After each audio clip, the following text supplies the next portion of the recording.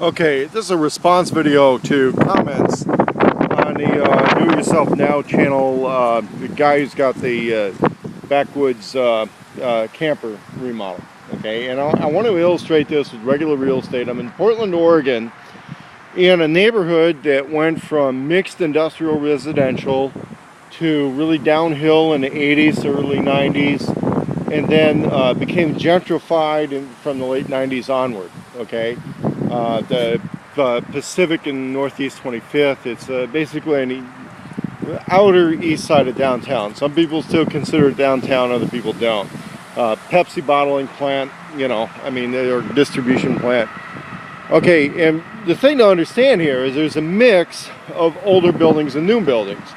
And that's because the real estate interests that make the decisions on what gets built, what gets remodeled. This area was considered raw territory after a while because it had been so run down. So what happened when there was urban renewal money pumped into here, investment money pumped into here, different decisions got made on how this was going to work.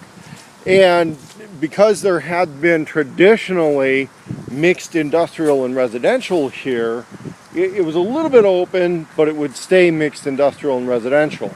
So when we look at backwoods, cabin living, trailer living, camper living, okay, you are mixing industrial and residential because you live there, and you most likely are going to try to find some kind of work stuff there too, little farm stuff, all that kind of thing. And when you're looking for living in residential situations for the construction in those places, right now, there's about three directions that goes in. One is mobile stuff, okay, trailers for the most part, trailers and RVs. Number two is conventional small construction. Now I use the term raw materials. I didn't mean that you're going to be cutting down trees and making log cabins, okay? What I meant was you're building something from scratch that is not prefabricated and it's not a mobile, but you are using, relatively conventional construction materials.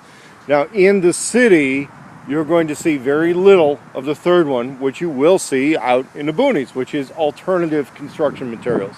The ramder stuff, the log cabin. People are doing log cabins for 1,000 years, but you know what? They're not done all that much anymore, okay? You're not going to see a fucking log cabin in the middle of the city. Here we've got obvious brick and mortar, and then it was conventional framing above all of that. I worked here when it was still a site. I did some minor stuff here, but because that was a commercial building, it was largely metal framing on the lower parts. Maybe they used wood in the upper, I don't know. This one over here is mixed, and they were using mostly wood on that one. And this was a throwback to business on the lower floor and then residential on the upper floors, which generally is something you saw in Europe in the late 1800s onward, and then the United States up until the suburban boom of the 1940s and 50s. Now here you'd see relatively conventional housing, which goes back, most of this, if I'm not mistaken, is what they called the craftsman style homes. Goes back to about the 1920s, a lot of this stuff. So it was set up with plumbing, it was set up with electricity. The electricity on a lot of these is relatively conventional, even by today's standards. A lot of refits would have happened throughout the years afterwards. This house right here, probably more with that brick pattern on there, I would say that was probably 50s. These others were probably 20s, 30s, something like that. Now, when we look at new construction versus rehabbing stuff, and this is where I want to talk about the guy with the off-grid camper. One, I've restored an off-grid camper, okay? I got a bunch of videos on my YouTube channel about it. I've gone that route. I'm currently in a process of building a cabin from regular Home Depot and Lowe's materials as I can afford to buy the materials. So once it's done, it's paid for. And I'm not living in it full time, although I could, let's say, live in a camper while I was doing it. I need to live in a city where I can make money because I can't make money out in the backwoods, okay? So this is an example. Now what I just showed was an apartment building with it's residential above and then it's commercial below, and it's I think it's a day spot, that location. Over here is a couple of buildings that have yet to have a final determination whether they're going to get remodeled or just taken down and replaced with something else. I think one was previously a car repair shop. I'm not sure what that place is with all the boards and bars and windows, but they, you know, a little bit overkill for the crime situation right now, but back in the early 90s that definitely would have been appropriate, and I think that's when all of that was put in. So the brick building, Portland Development Commission's probably going to not want that building knocked down and replaced. This one, well, I'm not the decision maker on that, but this apartment complex right here was one where the styling was such that even though it had run down pretty badly, the styling was such that the decisions were made that this would be restored. And restored and maintained. It's got a relatively classic styling to it. I think this goes to the 40s, if I'm not mistaken. But this at one time was just crack central. And then it got restored, fixed up. Some of the old residents are still here. I was hearing stories about how they used to pay $200 a month for some of these apartments. Now you're pretty much over $1,000.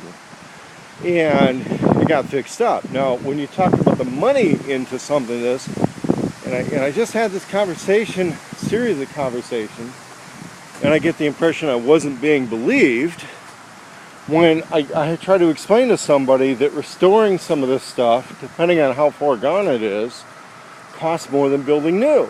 And the reason you invest more money in restoring something like this rather than just mowing it down and putting in new stuff like they did down the street is because there's something about the charm and the style and the desirability that you're probably only capable of getting with the time that's already here. Like for this place, the landscaping is kind of worth something, and you can't just grow back this stuff right away.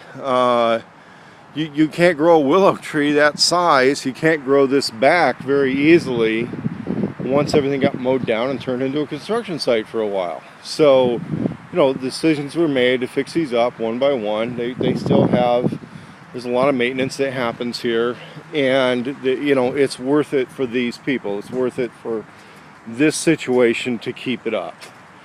Now, when you're talking about the backwoods retreats, you know, if you're in love with some old Airstream trailer, I understand that, but there's a company here in Oregon called Flight Camp that does restorations on vintage travel trailers, and they'll tell you right away that some of their travel trailer vintage restorations are going to cost more than a new one. And it's not just because, well, it's rare and they're hard to get a hold of, and we'd like to charge a lot of money for it. No, there has to be a coolness factor to it that somebody's willing to pay for it, because it's a lot of work. Okay, it costs you. A lot of times you're not buying those materials in bulk, which means you're paying full price for a lot of those materials. When you're paying full price for materials, that adds to the cost of doing things. I'm trying to explain this to people on house remodels. If I'm buying materials a couple $100 at a time, because that's all the money they have available to me, or all they want to make available to me is, you know, a couple $100 worth of materials at a time, or they want me to cover it out of pocket and then they'll cover me at the end, which is the most dangerous fucking thing to get involved with if you're a house remodel guy. You know, I'm going to end up having to pay full price for everything. If you're just doing a single RV camper restoration, one of the things I started to figure out real quick, like a lot of that trim and stuff, you pay for that by the foot. Okay, you pay for that material by the foot, and then what happens is you're paying full price.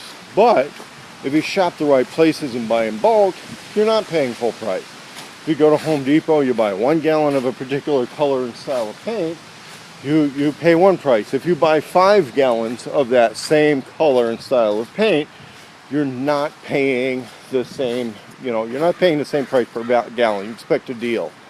If you're a painting contractor and you go to a paint supply store, you're constantly trying to, you know, look at the pricing, look at the quality of paint you're getting, and you're going to be saying, okay, I know what the price point is at Home Depot and Lowe's, but I'm a specialized painting contractor. We buy hundreds of gallons a year. We're going to want, you know, a little better deal on that. And you're in a position to ask for that, especially if you're in the new construction business, because of a lot of those factors involved.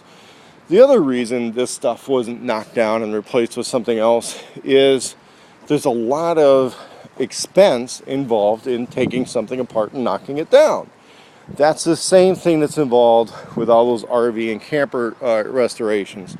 Is it costs money to take those things apart. I've had people offer me an old camp trailer and said, listen, you can salvage all this cool stuff out of it. Would you please get it out of my yard? I'm like, yeah, I'll get it out of your yard. You give me $300, I'll haul it away. Well, am I being a jerk about that? No. What I'm realizing is the fact that I probably have to pay $100 in fees to the dump to take a lot of the shit that I'm not going to keep. And then there's a lot of stuff that isn't really all that safe to work on alone, and it's going to be a few days, and I got to pay somebody to help me out with that. So no, free stuff is quite often not that free. Now, when we talk about brand new construction, we can predict those costs a little bit more. We're also dealing with materials that are faster to work with, and guess what? Time is money, right?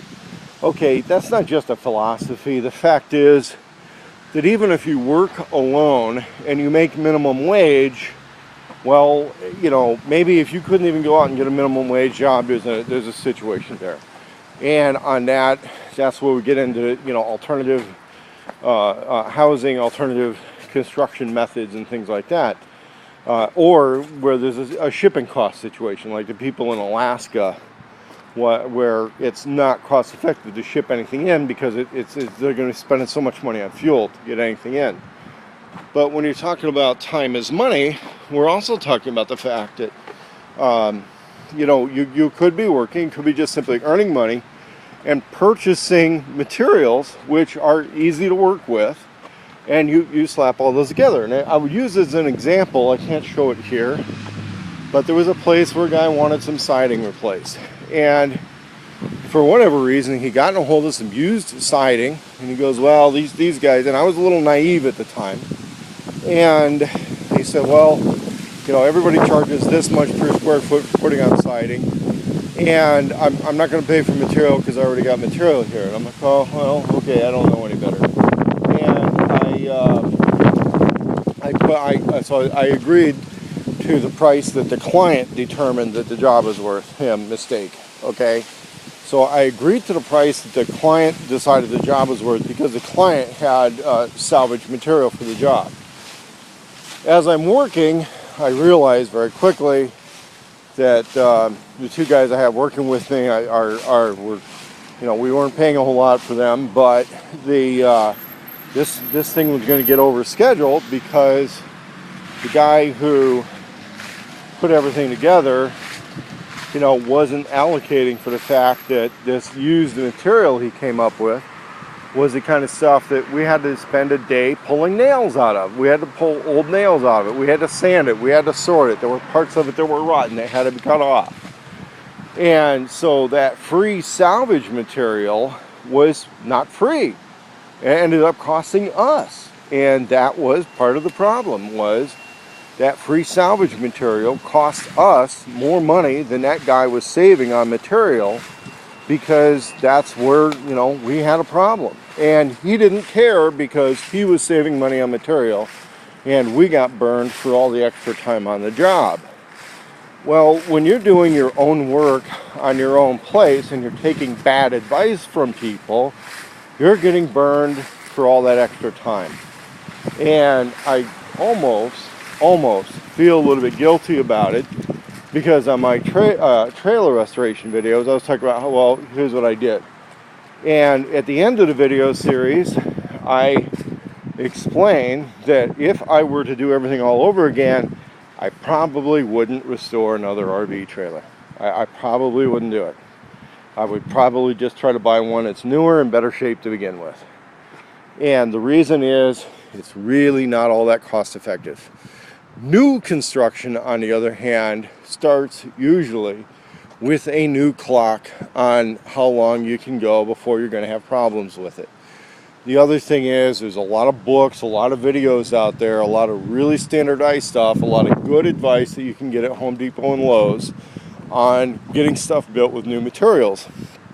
And if you're looking at small living space, the better deal is those shed buildings, which you can buy plan books for those, or you can buy prefabricated kits, or you can do what I did.